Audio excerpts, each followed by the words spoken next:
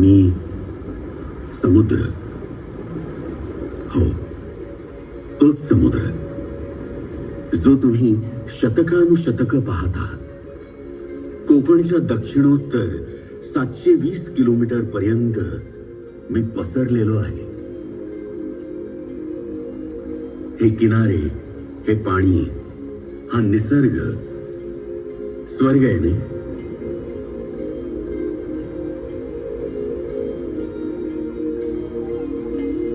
पृथ्वीवर कुठे स्वर्ग आहे का असा जर कोणी प्रश्न विचारला तर बेलाशक सांगून टाका, आहे. पृथ्वीवर स्वर्ग आहे आणि त्याचं नाव आहे कोकण. काळाचा एक विस्तीर्ण समुद्रही माझ्या सोबत पसरलेला आहे. मी पाहिले जंगल, डोंगर, धबधबे, नद्या, झरे, ओढे. मी पाहिले तीर्थक्षेत्र, घाट, राजवाडे, किल्ले आणि माणसं. काही स्त्रिया, काही पुरुष ज्यांची दूरदृष्टी खूप समृद्ध होती. काही तर माझ्या या प्रचंड लाटांहून बलवान होते, शक्तिशाली होते. आणि याच समुद्र किनाऱ्यावरून त्यातलीच एक व्यक्ती प्रत्यक्ष चालत गेली होती. आपण आजही त्यांना विसरलेलो नाही.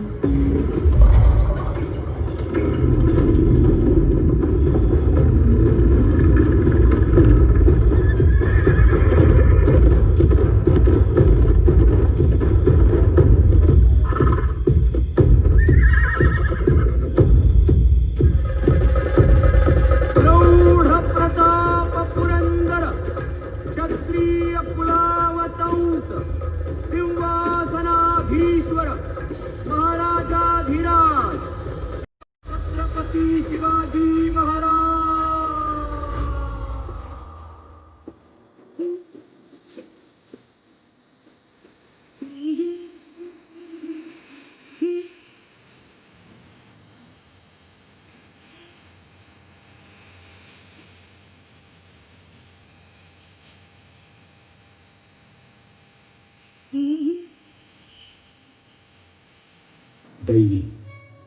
दैवी आवाज.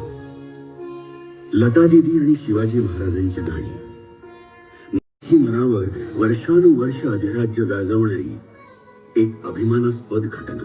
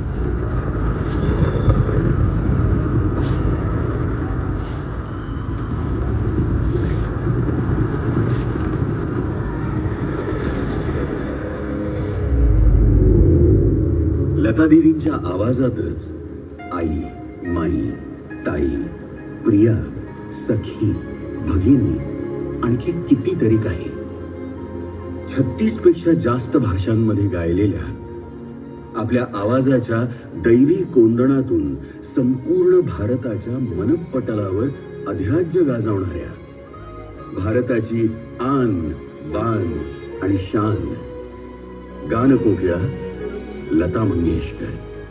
साल 2001 मध्ये त्यांना सर्वोच्च भारतीय पुरस्कारानं गौरवण्यात आलं, भारतरत्न.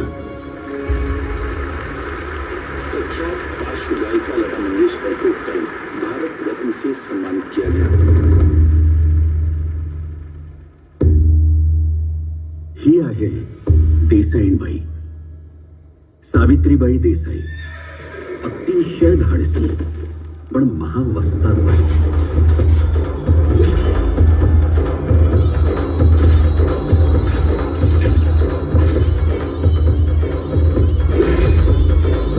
महाराज, ती देसाईबाई आपल्याला दाद देत नाहीये. गेले 15 दिवस तिने लढा दिला, जेरीच येत नाही. महाराज अधिक सैनिकांची कुमक पाठवतात. तब्बल 1 महिन्यानंतर मावळ्यांना गडी सर करता येते.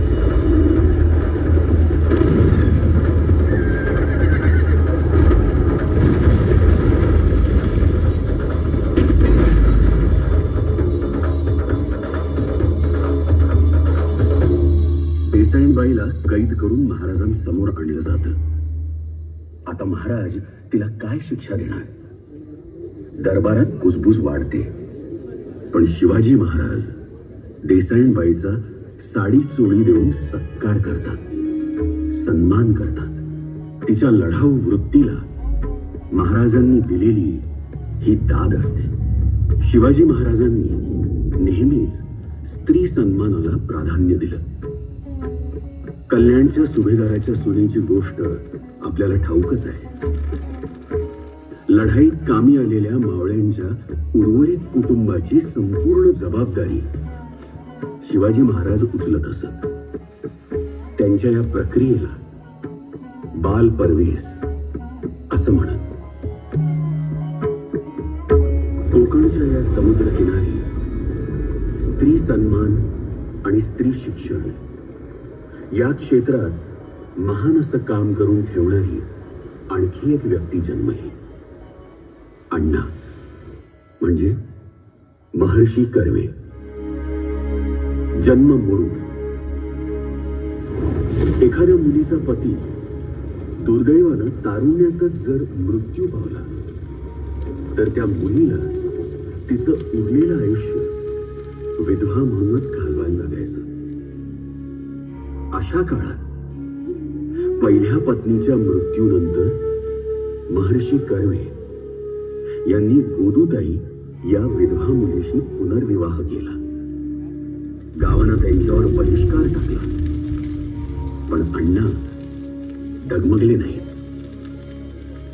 त्यांनी अनाथ बालिकाश्रमाची स्थापना केली. पुणे नजीकच्या हिंगणे इथं पहिली स्त्री शिक्षण संस्था काढली. 1916 मध्ये भारतातल्या पहिल्या महिला विद्यापीठाची अण्णांनी स्थापना केली. आज आपण त्या युनिव्हर्सिटीला SNDT म्हणून ओळखतो. अशा या महान कोकण सुपुत्राला 1958 मध्ये भारतरत्न हा सर्वोच्च पुरस्कार देऊन गौरवण्यात आला.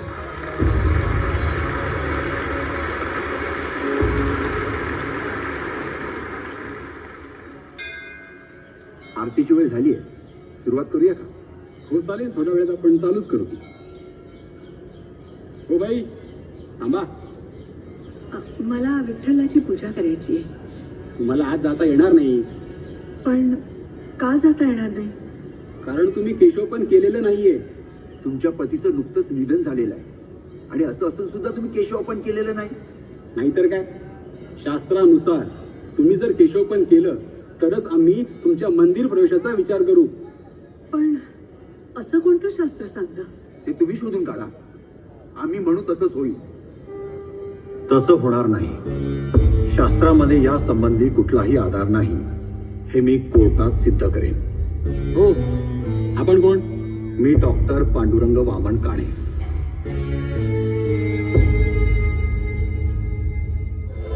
प्रधान अमात्य सचिव मंत्री सुमंत न्यायाधीश धर्मशास्त्री सेनापती त्यात असे सुजाणा अष्टप्रधान शिवमुख्य राणा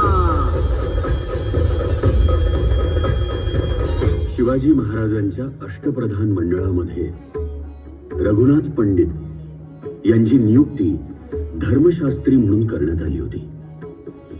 आधुनिक भारताला पावा काणे हे महान धर्मशास्त्री लाभले. महामहोपाध्याय पावा काणे यांनी 5 खंडांमध्ये धर्मशास्त्राचा इतिहास लिहिला. रत्नागिरीमधील चिपळूण नजीक पेढे परशुराम इथं 7 मे 1880 रोजी पावा काण्यांचा जन्म झाला. 1963 साली या कोकण सुपुत्राला भारतरत्न या सर्वोच्च नागरी पुरस्कारानं गौरवण्यात आलं.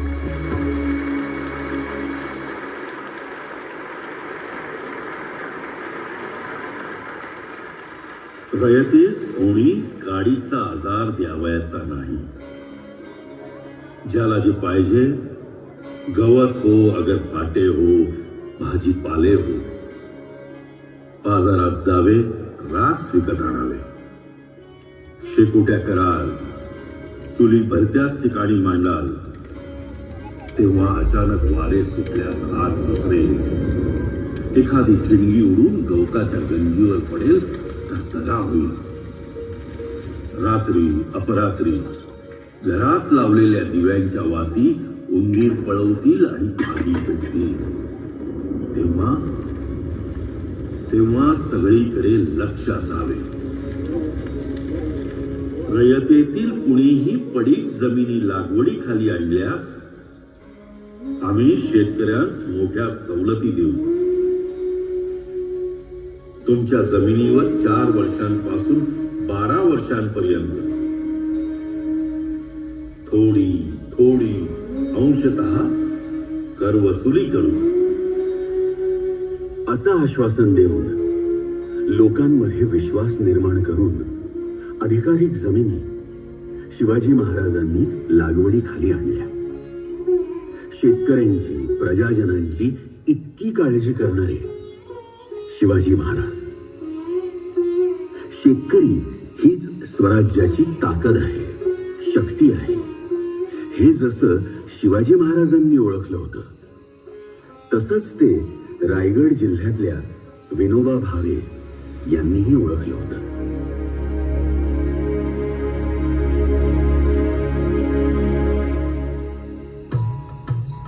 एप्रिल 1951 रोजी नळगुंड इथल्या पोचमपल्ली गावात विनोबा भावे शेतकऱ्यांना भेटायला गेले होते.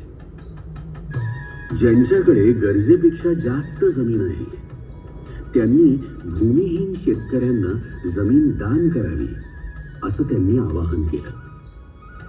आणि गावातल्या रामचंद्र रेड्डी यांनी विनोबांच्या सांगण्यावरून 100 एकर जमीन दान केली आणि भूदान चळवळीचा उदय झाला. ही एक महान अशी रक्तविरहित क्रांती होती, bloodless revolution.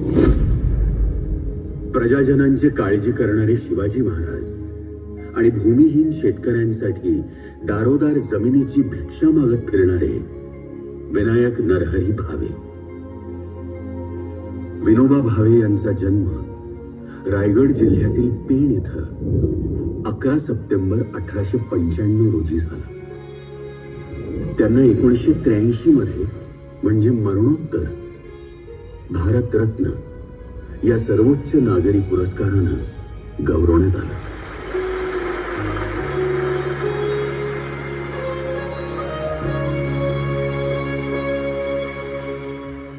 We, the people of India, having solemnly resolved to constitute India into a sovereign, socialist, secular, democratic republic and to secure to all its citizens सामाजिक, आर्थिक और राजनैतिक न्याय, विचार, अभिव्यक्ति, विश्वास, धर्म और उपासना की स्वतंत्रता, प्रतिष्ठा और अवसर की समता प्राप्त कराने के लिए तथा उन सब में व्यक्ति की गरिमा और राष्ट्र की एकता और अखंडता सुनिश्चित करने वाली बंधुता बढ़ाने के लिए दृढ़ संकल्प होकर आमच्या संविधान सभेत आज दिनांक 26 नोव्हेंबर 1949 रोजी याद्वारे हे संविधान अंगीकृत आणि अधिनियमित करून स्वतःप्रत अर्पण करत आहोत. Liberty, equality, fraternity and justice. स्वातंत्र्य, समता, बंधुता आणि न्याय या चौसूत्री उच्चारांचा धनी आधुनिक भारताचे शिल्पकार डॉक्टर भीमराव रामजी आंबेडकर. बाबासाहेबांचा अभ्यास आणि व्यासंग पाहता शिवाजी महाराजांच्या कल्याणकारी राज्यव्यवस्थेवरून त्यांनी बोध घेतला असण्याची शक्यता नाकारता येत नाही.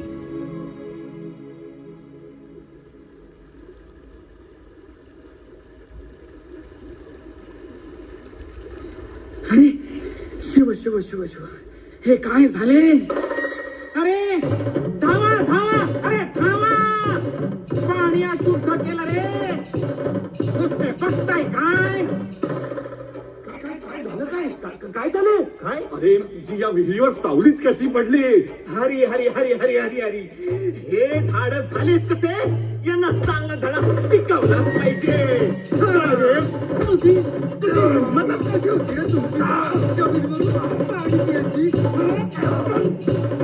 बघताय काय?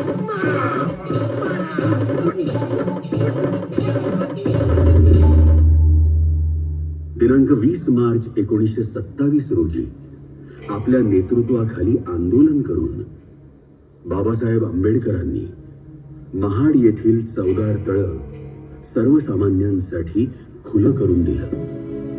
शतकानुशतक रूढी, परंपरा, जातीपातीच्या चिखलात खितपत पडलेल्या भारतीय समाजाला खडबडून जागं करणारे भारताचे पहिले कायदा आणि न्याय मंत्री, संविधान सभेच्या मसुदा समितीचे अध्यक्ष, मुंबई विधानसभा परिषदेचे विरोधी पक्षनेते डॉक्टर बाबासाहेब आंबेडकर.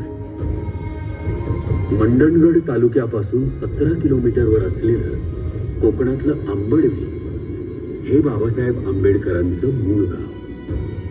1990 मध्ये कोकणच्या या सुपुत्राला मरणोत्तर भारतरत्न देऊन गौरवण्यात आलं.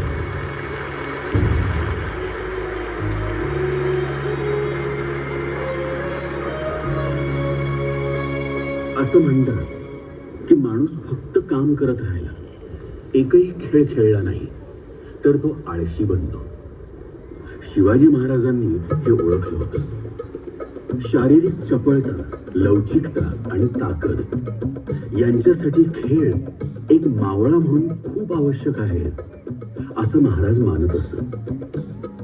बहिर्जी नाईक, मदारी मेहतर, जीवा महाला, संभाजी कावजी असे अनेक मावळे दंड बैठका, विटी दांडू, ढाल तलवार, भालाफेक या साऱ्या खेळात प्रवीण होते.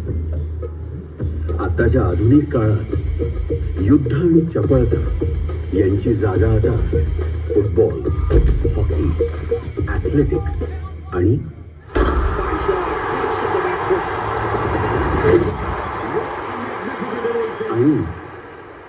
हा आवाज सगळ्यांच्याच ओळखीचा आहे. प्रत्येक भारतीय जनमनात ही मूर्ती जाऊन बसलेली आहे. प्रत्येक भारतीयाला अभिमान वाटावा असे हे व्यक्तिमत्व.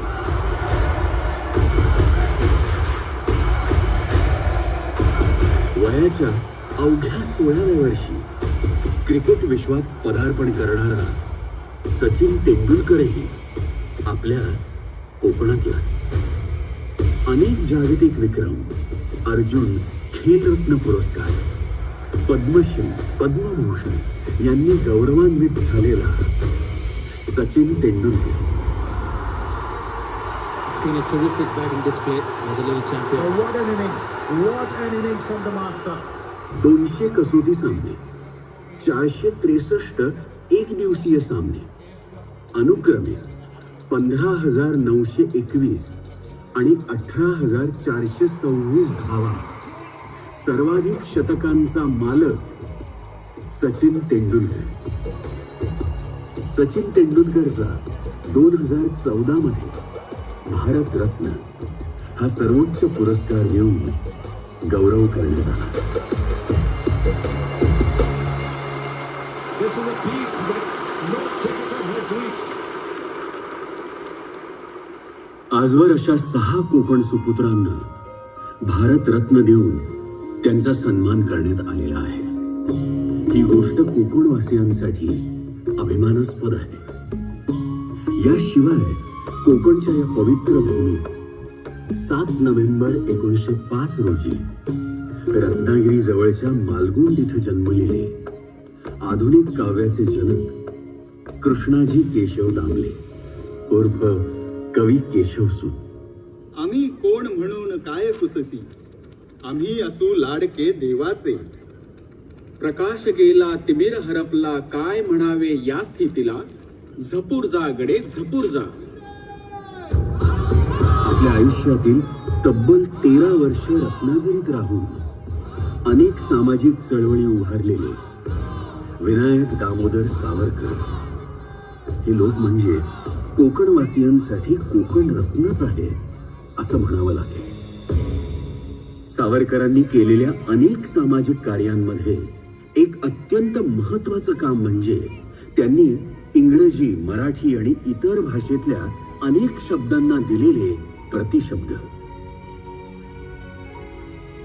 कोकणात इतकी महान व्यक्तिमत्व जन्माला आलेली आहेत.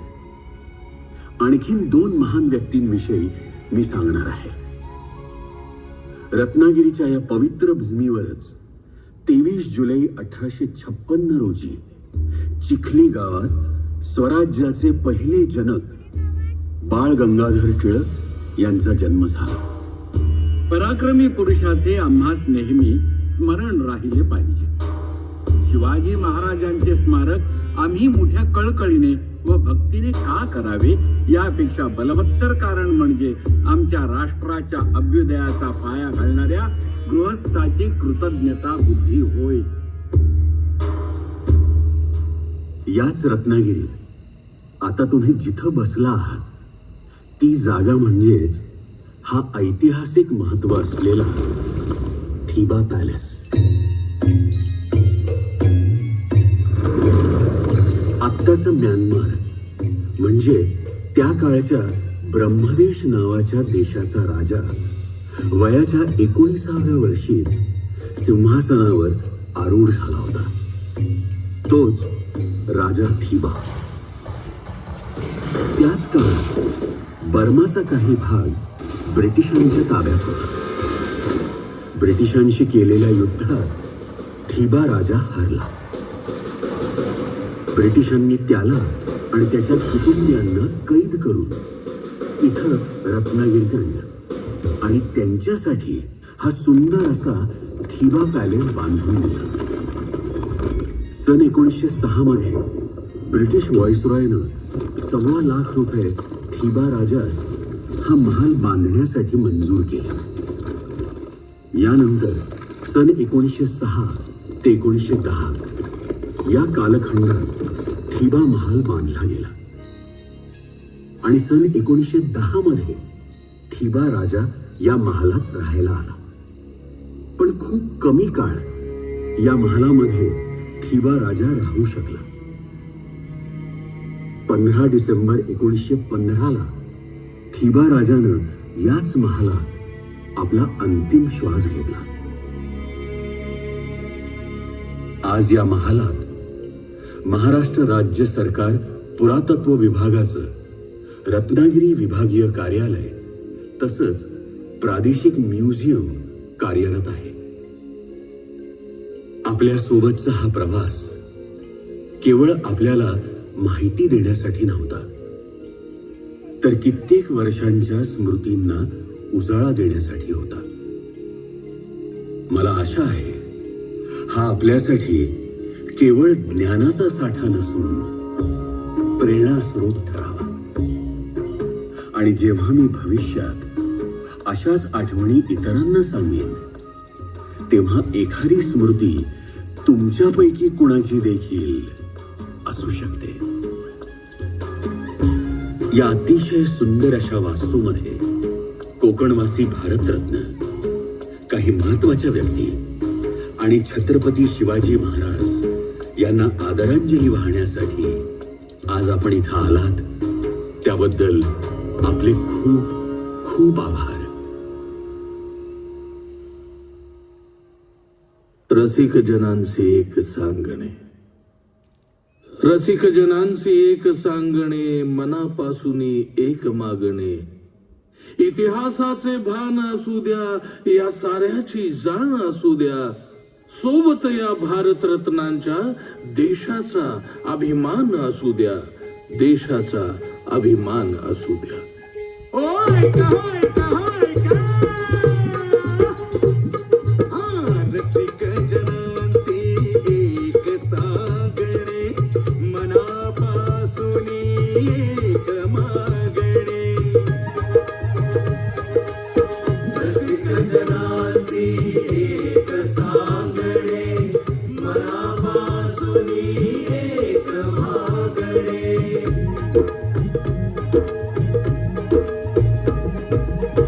इतिहासाचे भान असू द्या, या साऱ्यांची जाण असू द्या, सोबत या भारतरत्ना